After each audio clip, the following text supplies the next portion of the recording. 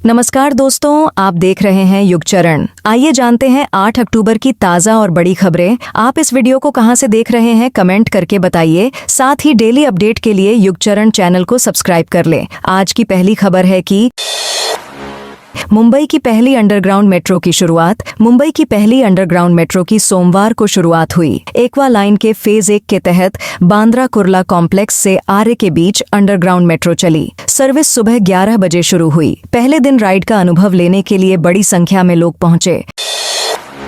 राहुल ने महाराष्ट्र में दलित के घर खाना बनाया। लोकसभा में नेता प्रतिपक्ष राहुल गांधी ने महाराष्ट्र के कोल्हापुर में एक दलित परिवार के घर खाना पकाया। खाना बनाने का वीडियो उन्होंने सोमवार को एक्स पर शेयर किया। उन्होंने लिखा, दलित किचन के बारे में आज भी बहुत कम लोग जानते हैं। वीडियो में राहुल गांधी कहते नजर आ रहे हैं कि महाराष्ट्र के कोल्हापुर में मुझे अजय तुकाराम संदे ने अपने घर बुलाकर किचन में हाथ बंटाने का मौका दिया। हमने मिलकर हरभर याची भाजी बनाई। इसे चने के साग की सब्जी भी कहा जाता है। साथ ही बैंगन की सब्जी और तुअर दाल बनाई।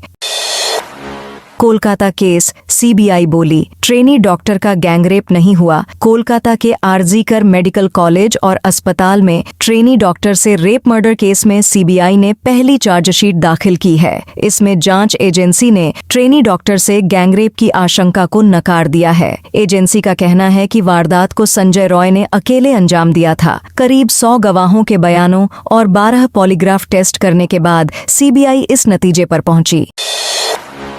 मणिपुर कांग्रेस चीफ को ईडी का समन। एनफोर्समेंट एजेंसी यानी ईडी ने मणिपुर कांग्रेस के अध्यक्ष के मेघा चंद्र सिंह को prevention of money laundering act 2002 PMLA के तहत चल रही जांच के संबंध में पूछताछ के लिए बुलाया है। मेघा चंद्र को 7 अक्टूबर को दिल्ली में ईडी कार्यालय में पेश होने के लिए कहा गया था, लेकिन वे फिजिकली पेश नहीं हो सके। इसे लेकर कांग्रेस महासचिव जयराम रमेश ने कहा कि मेघा चंद्र लगातार आवाज उठा रहे। तेजस्वी ने बंगला छोड़ा, टोटी से एसी तक गायब। पटना के 5 देश रत्न मार्ग स्थित जिस सरकारी बंगले में तेजस्वी यादव रह रहे थे, वहां से उनके हटते ही बंगले से टोटी, गीजर से लेकर कुर्सियां तक गायब हो गईं। नए एसी सोफा हटाकर पुराने एसी सोफा रख दिए गए। दरअसल डिप्टी सीएम बनने के बाद तेजस्वी को यह बंगला अलॉट किया गया था। महागठबंधन की सरकार गिरने के बाद भी उन्होंने बंगला खाली नहीं किया था। भवन निर्माण विभाग के नोटिस जारी करने के बाद तेजस्वी ने शनिवार को बंगला खाली किया। उनका सामान हटते ही बंगले से सरकारी सामान भी गायब हो गया। अंबाला में अनिल विज का हुड्डा पर तंज। हरियाणा के पूर्व गृह मंत्री अनिल विज ने आज कहा कि नतीजे आने में थोड़ा समय रह गया है और नतीजे आने दो। हुड्डा साहब को अपनी हैसियत पता लग जाएगी। इसके अलावा उन्होंने हुड्डा साहब को नसीहत देते हुए कहा कि सबसे पहले उन्हें हुड्डा अपनी बेल कैंसिल करवाकर खुद को जेल में डाल लेना चाहिए। पूर्व मंत्री अनिल विज आज पूर्व मुख्यमंत्री भूपेंद्र सिंह हुड्डा के बयान कि भाजपा उपलब्धियां गिनाने की जगह झूठ बोलती रही, झूठ की दुकान ज्यादा दिन नहीं चलती, के संबंध में पूछे गए प्रश्न का उत्तर दे रहे थे। नक्सलवाद पर शाह ने 8 मुख्यमंत्रियों के साथ बैठक की। केंद्रीय गृह मंत्री अमित शाह ने सोमवार को दिल्ली में नक्सलवाद के खात्मे को लेकर बैठक की। विज्ञान भवन में हुई बैठक में इसमें नक्सल प्रभावित 8 राज्यों के मुख्यमंत्री शामिल हुए। शाह ने नक्सलवाद खत्म करने की कोशिशों को लेकर छत्तीसगढ़ की तारीफ की।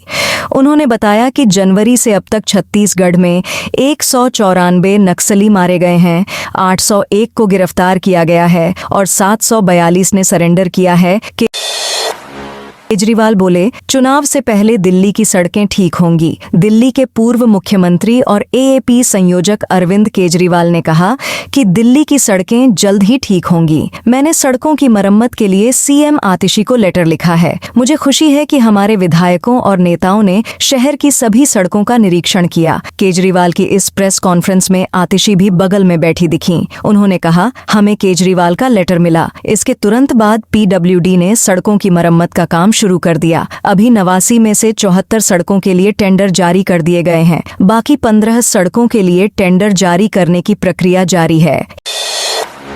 हिमाचल सीएम का नड्डा पर पलटवार। हिमाचल के मुख्यमंत्री सुखविंदर सिंह सुक्खू ने केंद्रीय स्वास्थ्य मंत्री जगत प्रकाश नड्डा पर पलटवार करते हुए कहा कि केंद्रीय मंत्री को पता होना चाहिए कि हिमाचल भी संघीय ढांचे का हिस्सा है। हम केंद्र से भीख नहीं मांग रहे, अपना हक मांग रहे हैं। सीएम सुक्खू ने कहा, नड्डा को यह जानकारी होनी चाहिए कि केंद्र अगर मदद कर रहा है तो यह पैसा जनता से टैक्स के रूप में इकट्ठा होता है। आज सोना चांदी का भाव गिरा। सोने की कीमतों में आज सोमवार को गिरावट रही। India Boolean and jewellers association IBJA के अनुसार 10 ग्राम 24 कैरेट गोल्ड का भाव 31 रुपए गिरकर 75,933 रुपए पर आ गया। वहीं चांदी की कीमत में भी आज गिरावट रही। ये 260 रुपए गिरकर 91,940 रुपए प्रति किलो हो गई। शुक्रवार को चांदी 92,200 रुपए पर थी। इस साल चांदी 29 मई को अपने ऑल टाइम हाई 94,280 रुपए प्रति किलो पर पहुंच चुकी है। भारत की सीमा में चीन के ड्रोन घुसने का दावा। हिमाचल प्रदेश के किन्नौर जिले में इंडो चाइना बॉर्डर पर चीन के ड्रोन बार बार भारत में घुस रहे हैं। हिमाचल के राजस्व मंत्री एवं किन्नौर के विधायक जगत सिंह नेगी ने कहा कि किन्नौर के शिपकी और पूह ब्लॉक के सामने आरशी डोगरी में लोग चीन के ड्रोन भारत की सीमा में देखने की शिकायत कर रहे हैं। मंत्री ने कहा, पिछले 4-5 दिनों के दौरान चीन के ड्रोन देखे गए हैं। चीन हमारे एयर स्पेस का वॉयलेशन कर रहा है, फिर भी भारत सरकार की ओर से इस पर कार्रवाई नहीं की जा रही है। इन राज्यों में होगी भारी बारिश। मौसम विभाग ने एक बार फिर बारिश को लेकर चेतावनी जारी की है। दरअसल मौसम विभाग के अनुसार केरल और माहे में अलग अलग स्थानों पर 12 अक्टूबर तक भारी बारिश हो सकती है। मौसम विभाग ने केरल में सावधान रहने का अलर्ट जारी किया है। वहीं पूर्वोत्तर के राज्यों में अगले 3 दिनों तक बारिश से राहत नहीं मिलेगी। अरुणाचल प्रदेश, असम, नागालैंड, मणिपुर, मिजोरम और त्रिपुरा में 7 से 9 अक्टूबर के दौरान भारी बारिश हो सकती है। वहीं पटना मौसम विज्ञान केंद्र के अनुसार बिहार राज्य के कई जिलों में भी बारिश के आसार नजर आ रहे हैं। विभाग ने भागलपुर, खगड़िया, बेगूसराय, गोपालगंज, सीवान, सारण, नालंदा, पूर्वी और पश्चिमी चंपारण, पटना, गया, मुंगेर में 15 अक्टूबर तक बारिश की संभावना जताई है। मुइज्जू बोले, भारत की सुरक्षा को नुकसान नहीं पहुंचने देंगे। मालदीव के राष्ट्रपति मोहम्मद मुइज्जू ने कहा कि उनके देश की मालदीव फर्स्ट की नीति से भारत के संबंधों पर कोई असर नहीं पड़ेगा। उन्होंने कहा कि मालदीव कभी भी ऐसा कुछ नहीं करेगा जिससे भारत की सुरक्षा को नुकसान पहुंचे। टाइम्स ऑफ इंडिया को दिए गए एक इंटरव्यू में मुइज्जू ने ये भी कहा कि दूसरे देशों के साथ मालदीव के संबंधों का भारत के साथ रिश्ते पर असर नहीं पड़ेगा। श्रीलंका ने सनथ जयसूर्या को हेड कोच बनाया। दिग्गज बैटिंग ऑलराउंडर सनथ जयसूर्या श्रीलंकाई क्रिकेट टीम के हेड कोच बनाए गए हैं। सोमवार को श्रीलंका क्रिकेट की एग्जीक्यूटिव कमेटी ने जयसूर्या को हेड कोच बनाने का फैसला लिया। SLC ने इस बात की जानकारी एक एक्स पोस्ट के जरिए दी। तो दोस्तों, यह थी आज की बड़ी खबरें। आपने अभी तक युगचरण को सब्सक्राइब नहीं किया तो कर लें।